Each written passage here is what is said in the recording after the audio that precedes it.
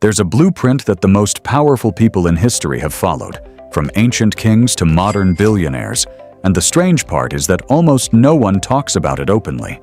It's not written in textbooks, it's not taught in schools, and it's definitely not something you'll find in motivational quotes online. But once you see it, you'll start noticing it everywhere. In empires, in corporations, in systems that quietly control the world today. Because the truth is, wealth and power are not accidents. They are engineered. And the people who reach the top are not just working harder than everyone else. They are playing a completely different game. This is the business blueprint of kings and billionaires. And once you understand it, you won't look at success the same way again. Part 1. They don't chase money, and they build systems. Most people spend their lives chasing money. They trade time for income, effort for reward, constantly trying to increase how much they earn. Kings and billionaires don't think like this. They don't chase money. They build systems that produce money. A king doesn't earn wealth by working harder than his people. He builds a structure where resources flow toward him automatically. A billionaire doesn't become rich by doing more tasks. He creates a machine that operates at scale, where value is produced continuously without his direct involvement. This is the first principle of the blueprint. If your income depends on your effort, you are inside the system. If your income comes from a system, you are outside it. Think about businesses that run without the owner being present. Think about platforms that generate revenue while the creator sleeps. Think about systems that scale globally with minimal additional effort. That is where real leverage exists. The shift is simple, but powerful. Stop asking how to make money and start asking how to build something that makes money. Part 2. They control distribution, not just creation. Most people focus on creating something valuable, a product, a skill, or a service. But creation alone is not power. Distribution is. History makes this very clear. The kings who controlled trade routes controlled wealth. The empires that controlled land and access points controlled economies. In modern times, the companies that control platforms, attention, and distribution channels dominate entire industries. You can have the best product in the world, but if you don't control how it reaches people, you don't control the outcome. Billionaires understand this deeply. They don't just create value, they control how value flows. Whether it's through media, technology, logistics, or networks, they position themselves between supply and demand. And when you control the bridge between those two, you don't need to fight for attention. You become the gatekeeper of it. That's why platforms are more powerful than products. Networks are more powerful than individuals. Systems of distribution are more valuable than isolated skills. Part 3. They think in decades, not days. One of the biggest differences between average thinking and elite thinking is time horizon. Most people think in days, weeks, or months. Kings and billionaires think in decades. A king doesn't build for immediate results. He builds for stability, expansion, and legacy. A billionaire doesn't just think about the next sale. He thinks about market positioning, long-term dominance, and strategic advantage. This long-term thinking creates a completely different approach to decision-making. Instead of chasing quick wins, they invest in moves that compound over time. Instead of reacting to short-term pressure, they position themselves for long-term control. Compounding is one of the most powerful forces in the world, but it only works if you give it time. Whether it's money, influence, knowledge, or systems, the longer you stay consistent, the more exponential the results become. Most people quit before compounding begins. The elite build until compounding becomes unstoppable. And Part 4.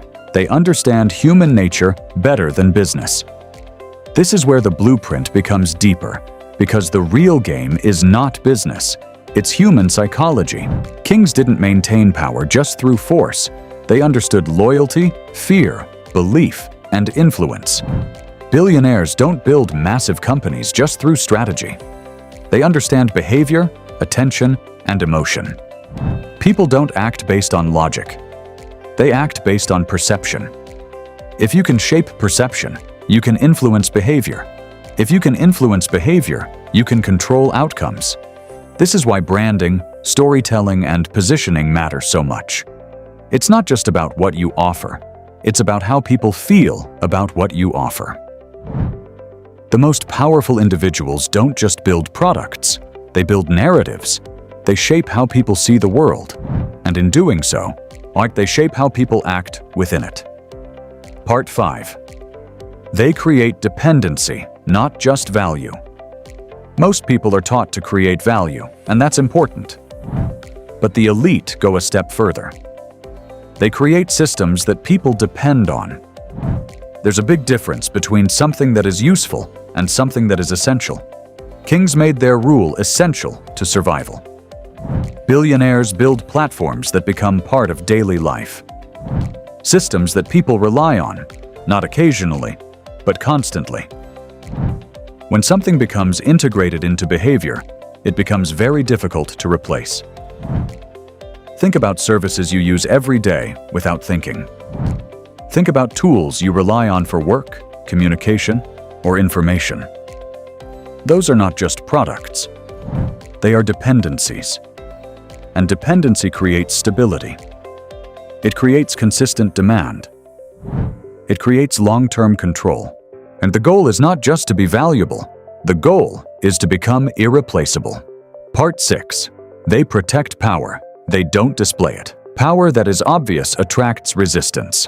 Power that is subtle lasts longer. Kings who ruled through fear often faced rebellion. Those who ruled through structure and influence maintained control. Billionaires who operate loudly often face backlash.